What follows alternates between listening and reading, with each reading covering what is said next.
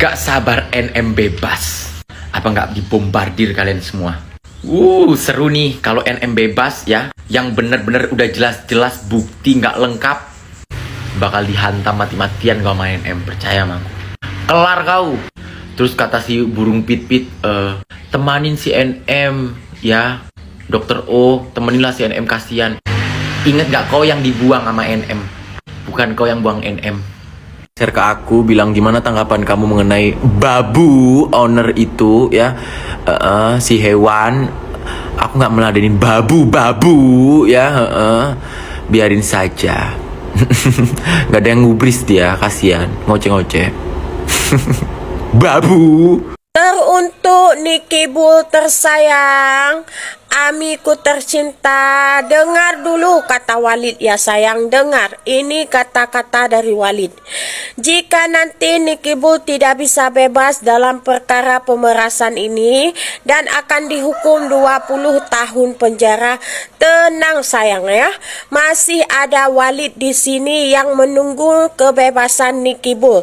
Sampai 20 tahun bahkan 50 tahun ke depan, Walid siap menunggu Niki Bull. Kita akan honeymoon ke Arab Saudi. Tenang ya sayang. Jadi pertanyaan ini sering kali ditanyakan oleh pengikut Niki Bull ya guys, melewat VT-VT mereka. Pertanyaannya adalah kenapa Miss Gossip baru sekarang muncul ke publik?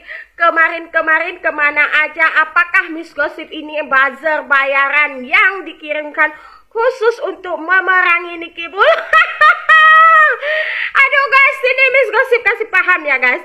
Sebenarnya Miss Gossip sudah hadir dari kemarin-kemarin guys ya. Dari huru-huru hara, dari DRL itu Miss Gossip sudah hadir. Cuma kalian aja tidak ngeh. Nah, lalu Miss Gossip bersemedi di Gunung Ketujuh guys, dengan memantau pergerakan Doktif dan pergerakan Niki Bull. Alhasil di saat dokter detektif dan Niki Bull membuat kesalahan, disitulah Miss Gossip turun. Nah, ini aja Miss Gossip baru turun ke gunung, pengikutnya Niki Bull udah pada ketar-ketir. Gimana lagi kalau Miss Gossip turun gunungnya barengan dengan viralnya dokter detektif. Bisa-bisa gatot semua itu kontennya dokter detektif. Aduh guys. Horas Salum, saya advokat Dr. Togar Situmorang.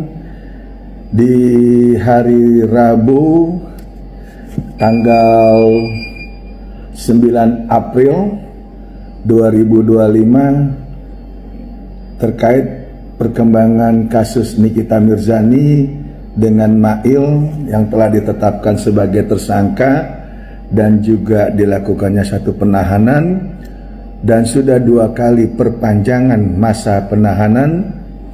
Ini menimbulkan polemik ataupun pro kontra, di mana sampai saat ini masyarakat belum mendapatkan akses atau update terkait kondisi terakhir dari Nikita Mirzani.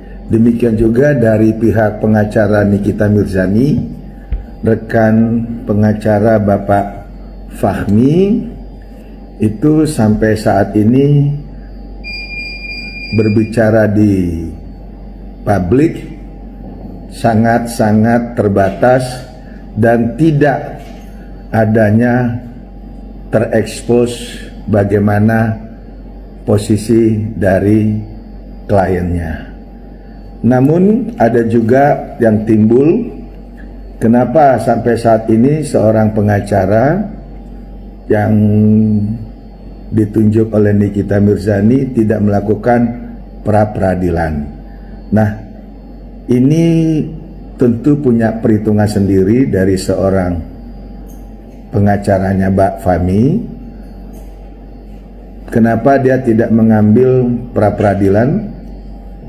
Sementara pra-peradilan itu adalah haknya seorang tersangka dan pra-peradilan itu adalah hal yang biasa dalam hal membangun kontrol antara sesama penegak hukum, di mana pengacara mengajukan pra-peradilan, yaitu sidang pendahuluan ke pengadilan negeri setempat terkait penetapan tersangka kliennya.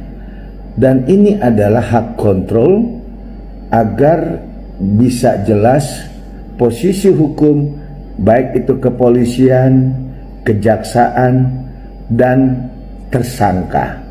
Nah, ini adalah hak daripada tersangka untuk mengajukan pra-peradilan.